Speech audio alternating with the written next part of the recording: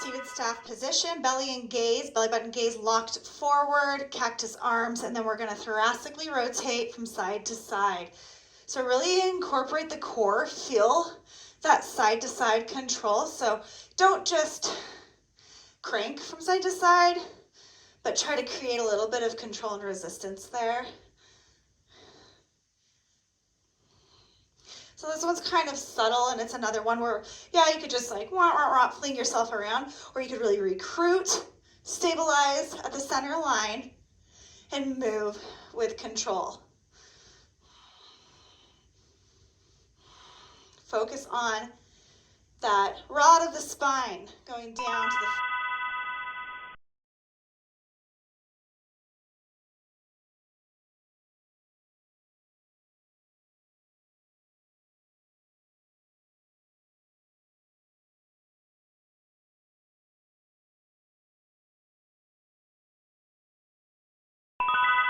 begin in forearm plank. Really protract those shoulder blades, spread them across the back, low belly in and up, and butt down. Now go over to knife edges, taking the hips over to the right, sink the hips down, roll through Sphinx position, toes start to tuck under, then they take the opposite knife edges, left hip is now down, and we bring it back up to forearm plank, opposite direction. So go over to the left, drop the left hip, roll through Sphinx, switch to that right side hip, right side edges, and then back to the top, centering at forearm. Go back the opposite direction, we take it to the right, Sphinx, left, up, left, Sphinx.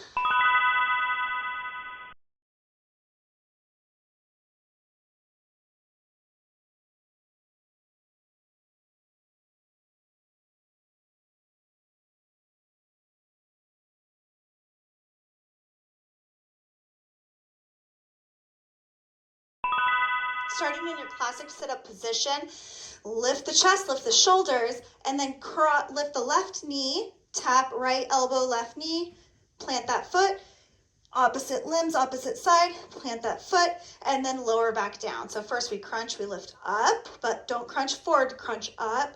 Then tap opposite elbow to opposite knee, replace. Opposite elbow, opposite knee, replace. And then the last thing to go down is, again, the head and the chest. First thing to go up, head, shoulders, chest. Tap, tap, replace, then lower. Lift, cross tap, lower, and repeat. So this one's really subtle and sneaky, but it's really good.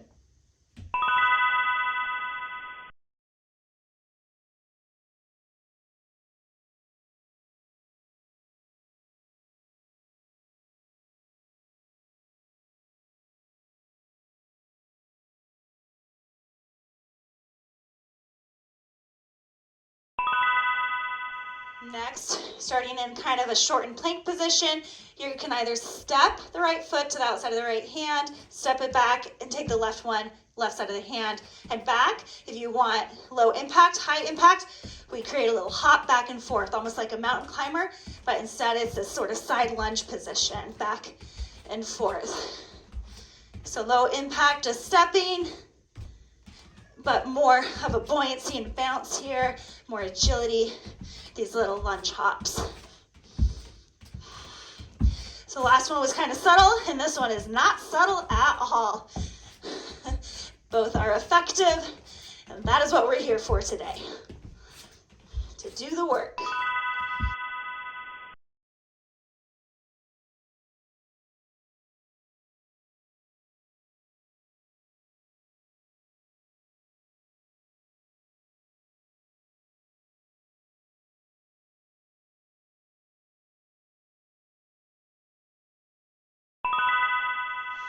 Camel set up on our knees, hip distance apart, toes tucked under. We're going to take the right hand back, stay stiff and straight as a board, so it's just a nice solid lean back. Tap right hand to right foot, and then back to center. So I'm using my opposite hand at my heart just to create kind of like some structure and some consistency. Know where everything's going and when.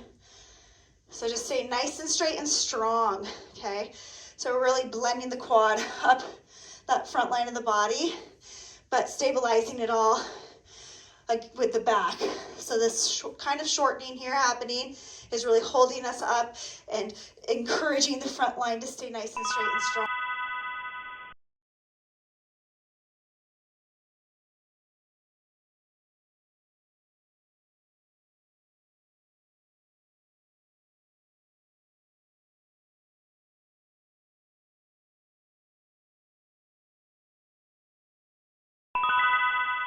Boat position, bent legs, and then we're going to kind of pulse the quads in towards the belly, then straighten the legs, tap the hands to the toes, bring it back to bent, pulse the quads to the belly, straighten and tap. So another option, pulse in that bent leg, hands on the back of the calves for the straight, pulse in bent leg, hands on the calves for the straight. If it gets too much, kickstand, hands behind, and then we just pulse in that bent boat, and then extend the legs, pulse in and extend. So see where you're at, and try to make sure that it's a place where you can really keep the integrity and the structure of the exercise intact.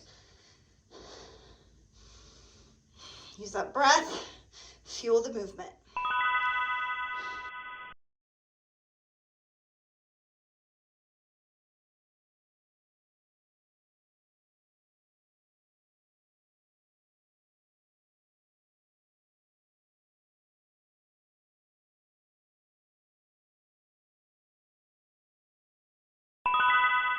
Been here once before, seated staff, gaze belly, shine forward, cactus hands, and a really controlled rotation at the rib cage and the shoulders as we rotate side to side. So if you imagine your spine is just this rod down to your tailbone, down to where you're seated right now. We're kind of like hugging and rotating all around it. So down at the low belly, we really want to glue the belly to that rod for this movement, and the thoracic is really rotating. So up higher on the rod, we have more that's rotating around it, and that low belly is glued to it.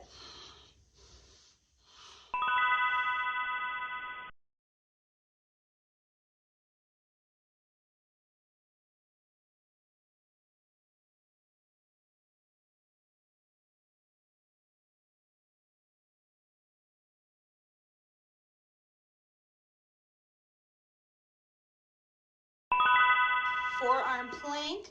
We'll take it over to the right. Come on those knife edges, sink the hip down, but don't let it just drop. Roll around. Keep this nice security throughout every stage of this movement. We lift it up from the left side and back to center, and then we go back the opposite way. So then the left side comes down first. We're not releasing. Everything stays active, even when you hit the ground, all the way back up to top, and then reverse and repeat. So even through this Sphinx, try to keep it nice and active. Everything is engaged. As you come back up to the top, check in, spread those shoulder blades, tuck the tailbone, and then lower it through. Keep it active, keep it engaged. We never let go during this one, and we never really have a start or finish. We just reverse and repeat.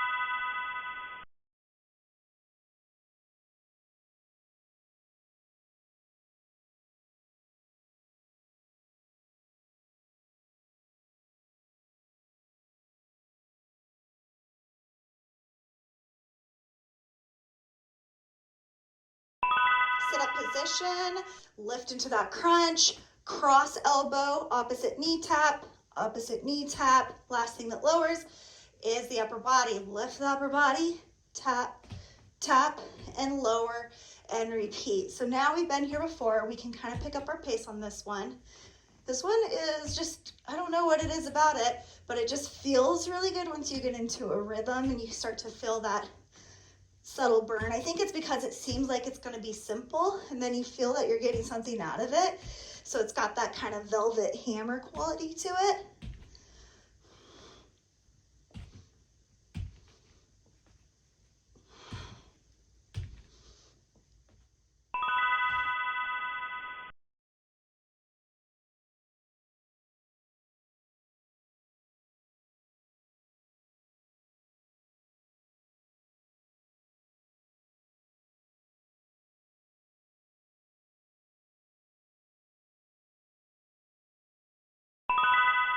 Lunge hop. So no velvet, all hammer. As we switch hop to that lunge position with the leg or the foot right outside of the hand, or as close as you can get it. It's okay if you're only going so far. It's really where you're at today. And again, if you need a low impact, that option's always there to just step it up and step it back. Keep breathing. Almost there. Second round already. Halfway through second round already.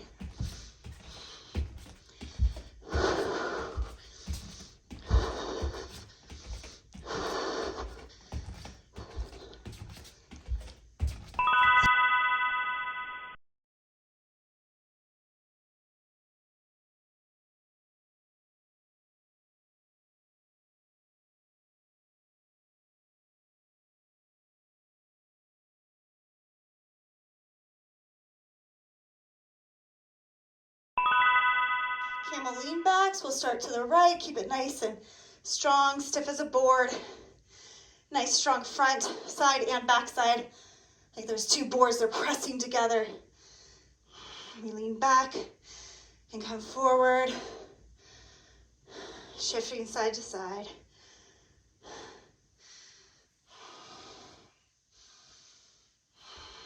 Catching our breath from lunge hops.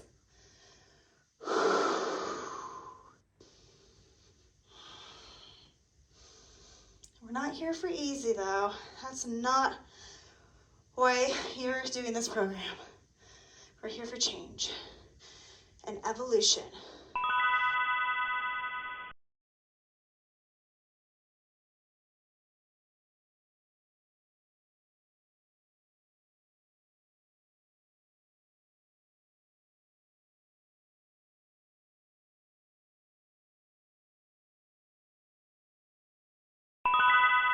Bent boat to straight, and pick your poison. So it's either that pulse into the bent with the hands on the calves for the straight, pulse into the bent.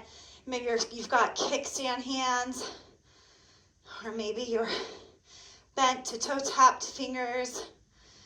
But remember, this is our last exercise of round 2. So you only have 1 round left after this. So make this worth your time and your energy. Remind yourself why you're even here in the first place and what inspired you to take this program, get on this mat, dive into this interactive book, and then do the work.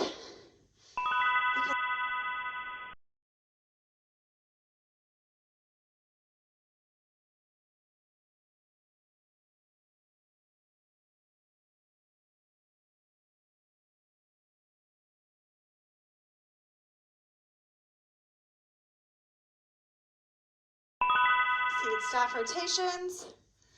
Yep, just do the work because time flies, and before you know it, not only is this workout done, here we are at our very last round already, but then you finished the program, maybe you restarted it, you did it again and again, and time flies. So sometimes that can be daunting, like if we're lucky, we get 4,000 weeks of life. That's it, if we're lucky. But sometimes it can be like this thing that you really don't want to do and you don't see change, you can't see it, you can't see yourself changing. So just do the work, and before you know it, time inevitably has flown by and you have inevitably changed.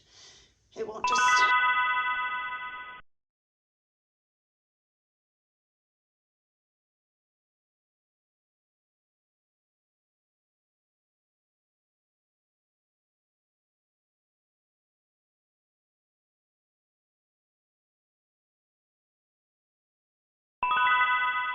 Forearm plank roll, starting in that forearm plank, then we knife edge roll it, drop in the hip with control, never fully releasing it, but coming all the way through an active sphinx, left and back up, reverse it, go from the left side through center and back up to the right. And it really doesn't matter what brought you to the mat. It doesn't matter if it's something you saw in the mirror.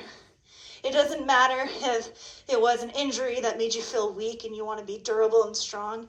It doesn't matter, because the thing with the body and the mind is that they're not separate. So if you came here for just purely superficial physical reasons, you're going to change more than that anyways.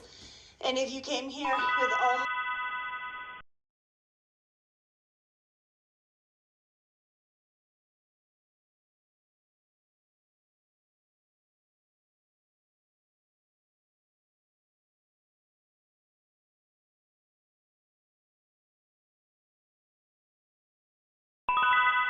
crunch cross tap, so we crunch up, tap opposite knee elbow. Last thing to go down is the head.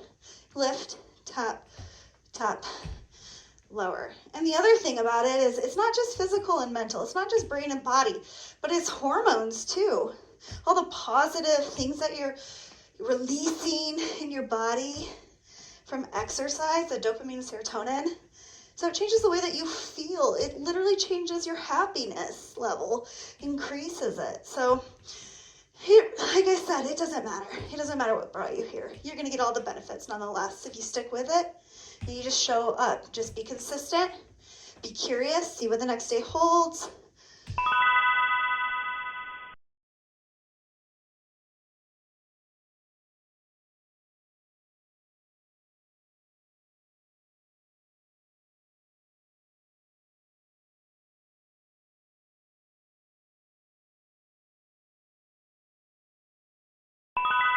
Lunge hops. Last one. You can do it.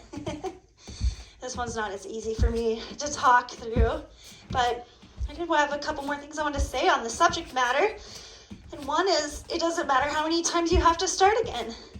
I've started again so many times, and I've been at the peak of some sort of goal so many times, only to get floored by life and have to begin again. And that's okay. That is life. It's ups and downs. It's yin and yang. It's black, white, night, day, cold, warm. That is life. You just begin again. And most of the time you come back better than you ever were before.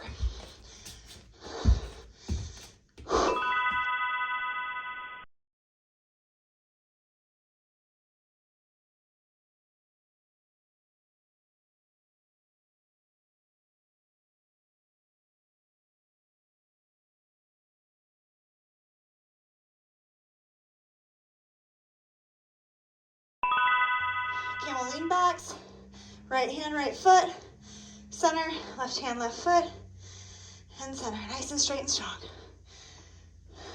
Yeah, it doesn't matter how many times you begin again. You learn something every single time.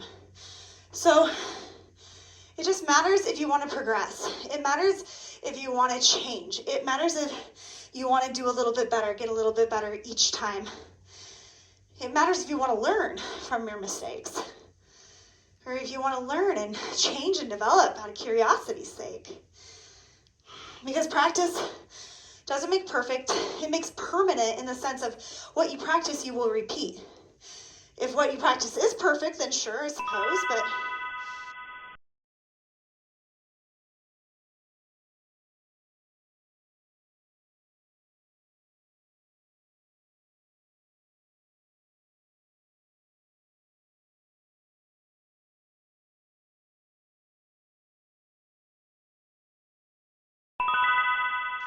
bent boat, just straight. Yeah, so what practice makes repeat. If you're practicing something in poor form, you're going to repeat it. And just like we learned that our first round is what we're doing, our second round is how we're doing it, our third round, it just comes automatic. Well, that's the same with everything. So if what you keep doing in your first and your second round is going to be poor posture and weakness and shortcuts, then that's going to become your permanent. That's going to become your repeat. You're not going to feel any better. You're not going to change. So practice makes repeat. Practice what you want to become permanent.